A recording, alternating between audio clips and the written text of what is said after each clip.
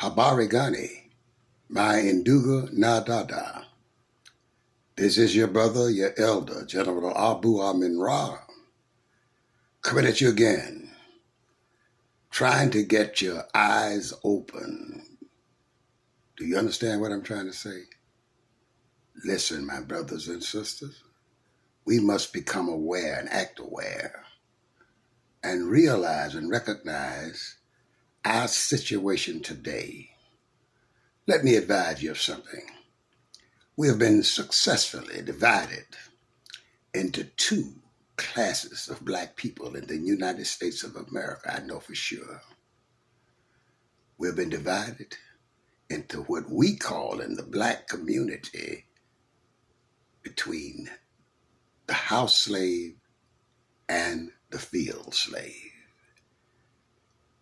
Now, the house slave was treated better than the field slave. They didn't have to do field work, pick cotton and all that kind of stuff, chop cotton, clear the fields, all that hot work in the sun from 6 a.m. until nightfall. Listen, my brothers and sisters, when we were first brought here, the first generation, we had lots of struggles in the United States of America for our liberation. But you see, my brothers and sisters, even though we struggle for liberation, we must understand that this was based on our connection with Mother Africa. We remembered our freedom. We remembered our interactions on the mother continent, Africa. So my brothers and sisters, when we were captured and enslaved, we knew we had lost our freedom because we knew we had been free at one time. So my brothers and sisters, even though we knew this,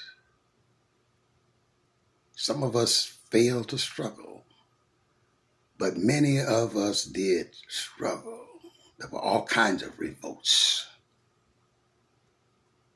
in the United States of America by the African people who had been transported here against their will.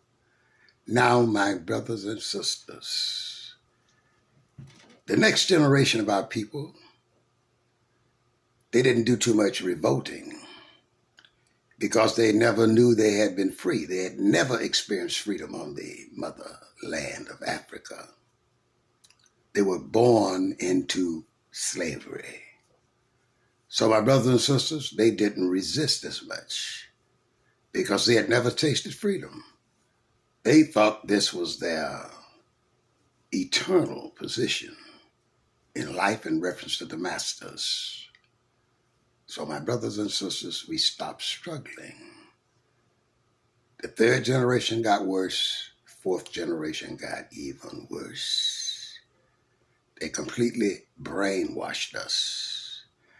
As I stated previously, they divided us into classes we designate as the house slave and the field slave.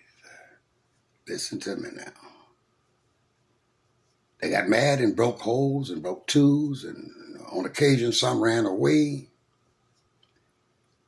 But they didn't put up a rebellion, armed rebellion, like John Brown attempted to do, like Nat Turner attempted to do. Because you see, my brothers and sisters, they had become acclimated to being subservient to the master class in the United States, which was the European people or white people, as some of us call them. So my brothers and sisters, we're at a state now where we are trying to eradicate all the junk that they put on our minds and imposing new historical information of our greatness, of our contribution to as the bringers of civilization to the rest of the world. We know what we've done. And our eyes are open now. Not all of us, but many of us.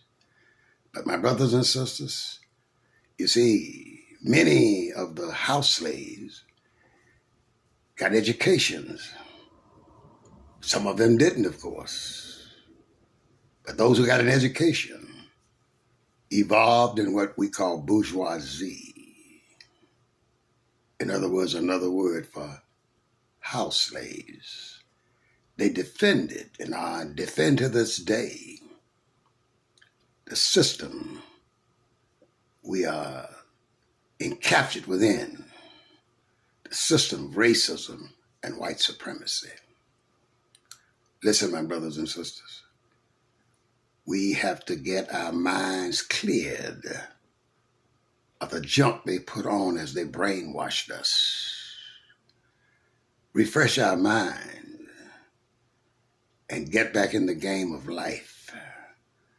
Understand who we really are. We're humans. African humans, to be specific. So, my brothers and sisters, we must study the history of Africa, Egypt, Ethiopia, Manapatapa, and all of our great contributions to the civilization that was shared to the world. So, my brothers and sisters, we must come to an understanding that we are what Karl Marx called the lumpen proletariat and the lumpen intellectuals. We have poor people who have been put down. I'm talking about black people now, who are uneducated, who are dispossessed. Then we have the intellectuals who are amenders, who speak from the white perspective, such as peace and justice instead of justice and peace. Do you hear me? Do you understand what I'm trying to say to you tonight? Listen, my brothers and sisters. We've got to get it together. We've got to do everything in this world to help our consciousness expand. We've got to start reading.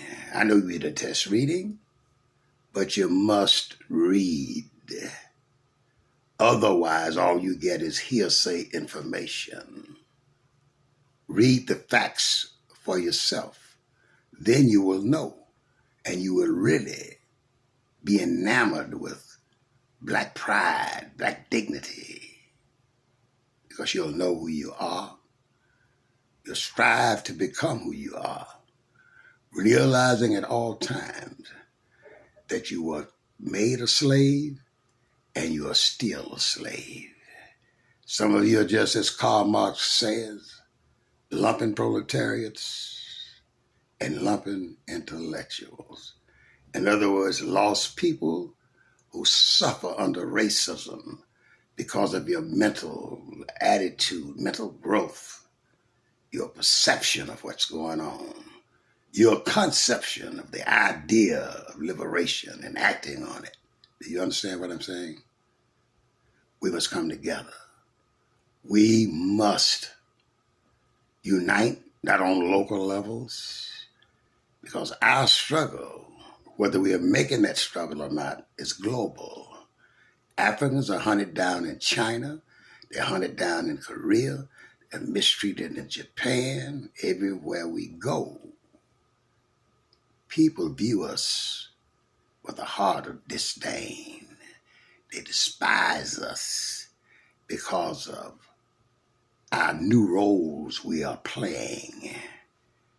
Instead of being the brave, bold lions and lionesses that we are, we act like a race of pussycats. Wake up, my brothers and sisters. It's time to get busy and get what is most dear to us, our global liberation. Do you understand what I'm talking about? Think about Pan-Africanism. Study it. See what it's all about. And see if it offers us global African liberation. I think you'll find out that it does. So embrace it. Study it. Support it with words and deeds. Once again, my beautiful brothers and sisters, each and every one of you, I love you with a revolutionary love and will do anything to protect you.